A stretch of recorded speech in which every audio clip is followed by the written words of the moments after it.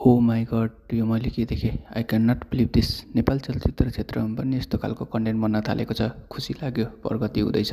Congratulations, great, successful person. Thank you, sir.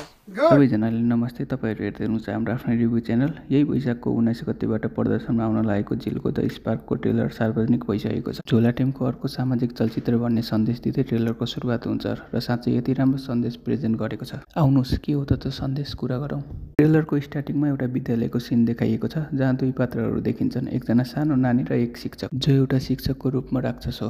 तपाईं शिक्षक हो कि राक्षस? जहाँ सुरुमै फिल्मको सानी क्यारेक्टर आस्थालाई मोबाइल कतिको चलाइन्छ भन्दै 7 विषयमा फेल भएको भनेर मजाक उडाइन्छ। त्यो सिनबाटै प्रष्ट हुन्छ कि फिल्मको कहानी मोबाइल एडिक्सनको बारेमा हुनेछ। आस्था यति धेरै मोबाइलको एडिक्ट भएकी छिन् कि उनलाई उठ्दा बस्दा खाँदा हरेक बेला मोबाइल चाहिन्छ, जुन अहिलेको जेनेरेसनको हरेक घरको समस्या हो।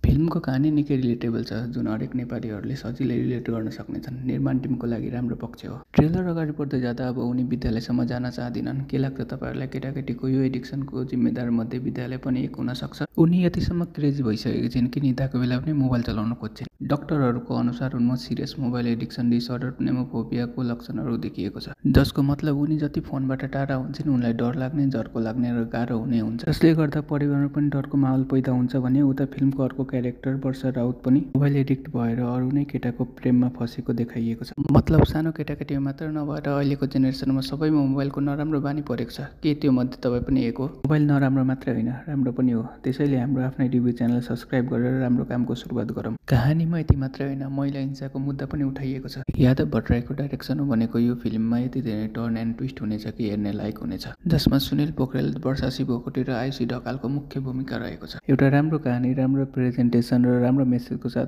फिल्म यही वैशाखको 19 गतेबाट प्रदर्शनमा आउँदैछ। र मलाई लाग्छ नेपाली फिल्म क्षेत्रलाई यस्तो नयाँ कन्सेप्टको आवश्यकता छ। हामी सबैले फिल्म हेरेर हौसला बढाउनुपर्छ। तपाईँहरूले ट्रेलर हेरिसक्नु भने कस्तो लाग्यो कमेन्ट गर्नुहोला। साथै भिडियो मन पर्यो भने भिडियोलाई लाइक र च्यानललाई सब्सक्राइब गर्नुहोला। धन्यवाद।